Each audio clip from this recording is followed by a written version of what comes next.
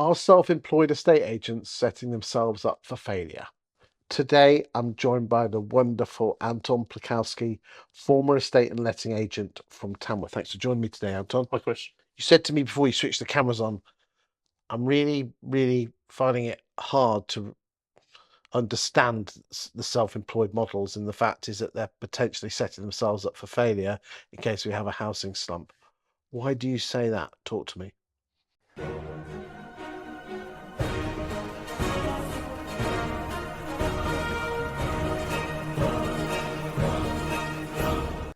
I'm basing it on a previous business. Okay. So I had a business in 2003, 4 that went tits up in the recession.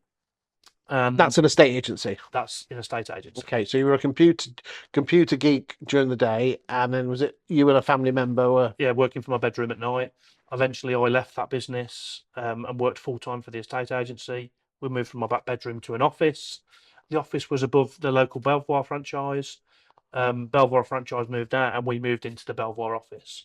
We had the same colours actually, so red, black, and white. So we used to get people coming in all the time, asking if we did lettings, and I was like, we didn't want to deal with that 50 quid a month malarkey. We just want the £2 grand a month type thing.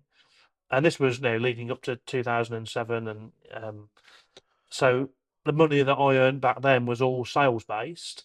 We were doing really well. We were flying in the area. We were opening a couple of areas.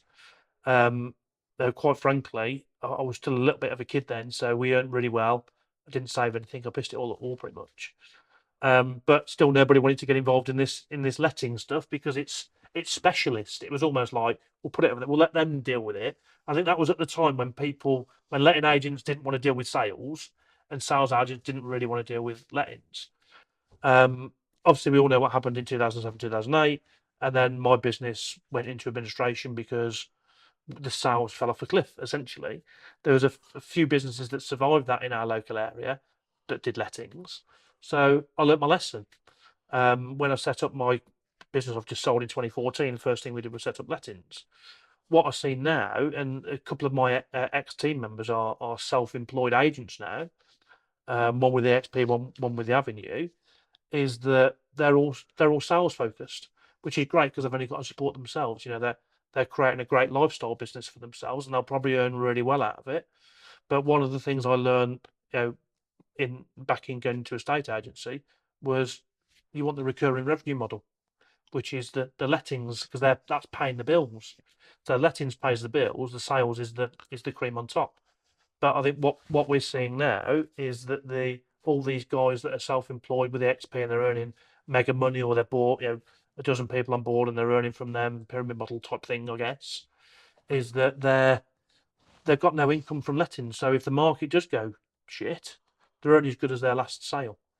And when you want to sell your business, actually, when it gets down to the nooks and crannies of it, the sales business isn't Not worth much at all.